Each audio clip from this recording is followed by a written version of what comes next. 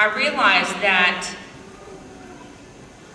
Planned Parenthood is full of lies. That their organization is based on a foundation of lies. And at that moment, when I watched that baby pulling away from the suction instrument, and I watched the baby fighting to move away from it, I realized at that moment that I had lied to probably over 1,000 women.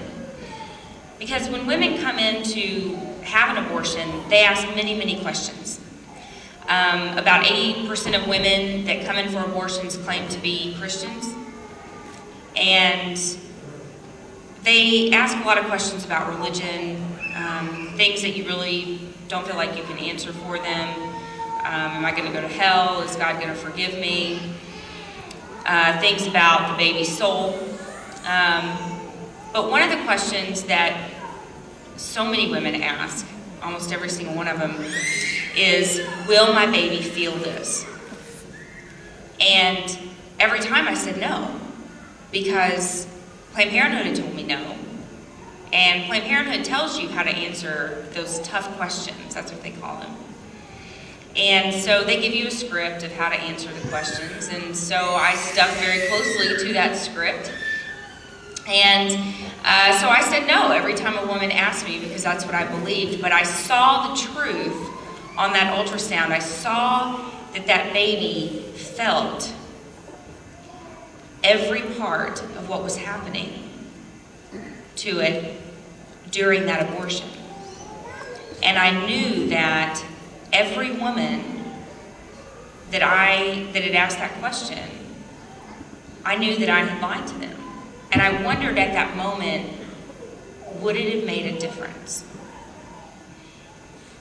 If I had known the truth, if I had told them the truth, would they have chosen life? If they knew their baby had a heartbeat, if they heard that heartbeat, would that make a difference? If I would have known the truth, would I have been involved in this organization for 8 years? If clinic workers saw this truth, they would be flooding out of those doors. But Planned Parenthood doesn't want them to know the truth. These abortion clinics, they don't want them to see the truth.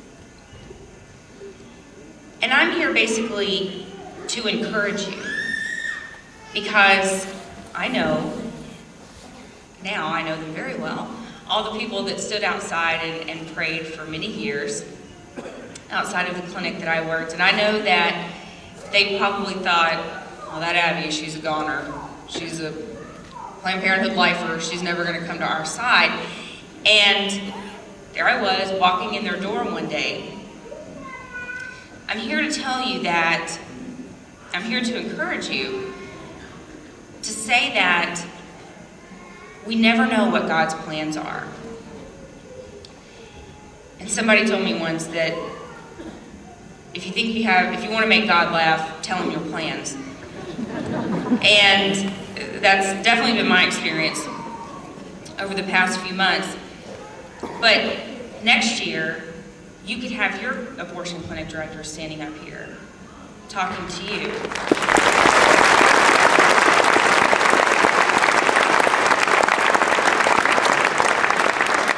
And I'm here to tell you that from an insider's perspective, what you do does make a difference.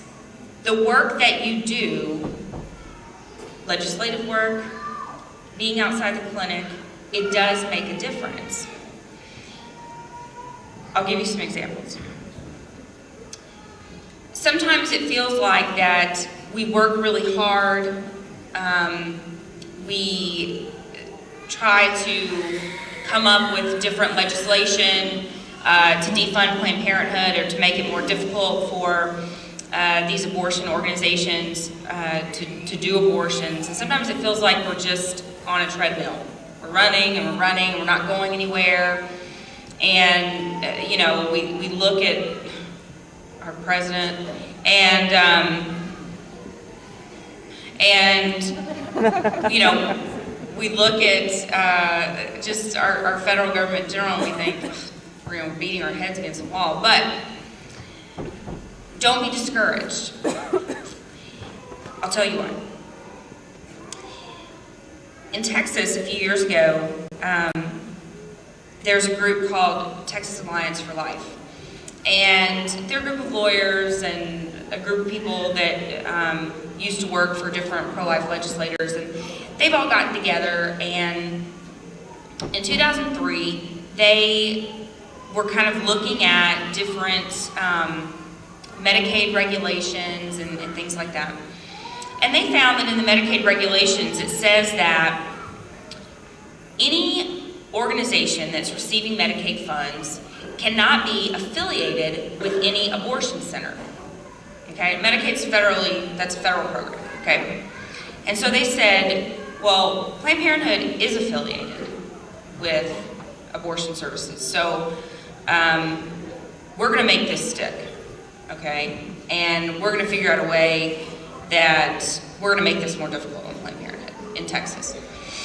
So they did. So they got an Attorney General ruling on it, and it was a big mess. And well, they got the ruling, and they made a law, and they said that basically Planned Parenthood, any affiliate that had abortion services and family planning, would have to split into two different corporations.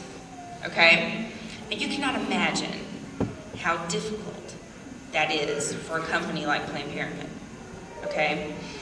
They had to have two different corporation names, okay? They had to have two different boards, two different pharmacies, which meant two different pharmacy licenses.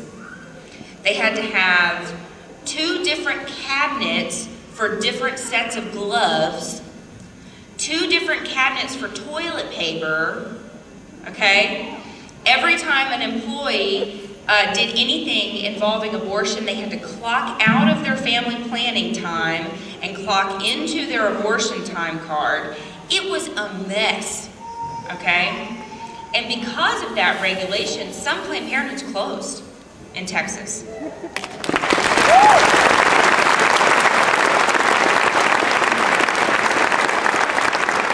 They didn't have the manpower. They didn't have the money. I mean, they had to buy separate pharmacy licenses every year.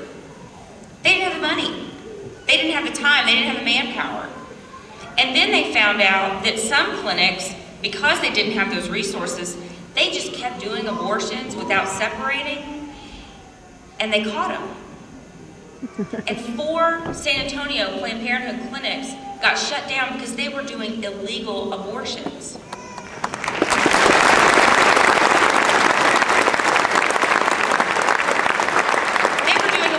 They weren't even reporting it. But it wasn't something that happened in a year. They filed this in 2003. Planned Parenthood, of course, took them to court to try to appeal it. That process happened for 3 years. They didn't get the final ruling until 2006, and that's when we had to split everything up. So this isn't a process, when we're working with legislators, I don't want you to get discouraged. Because this isn't something that just happens in a year. This isn't something that happens in 6 months. It may not even be something that happens in 3 years.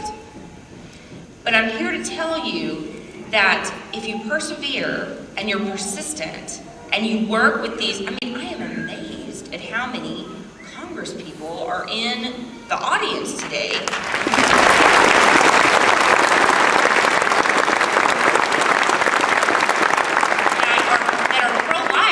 Standing here with you.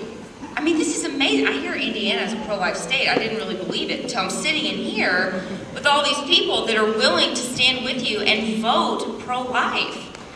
And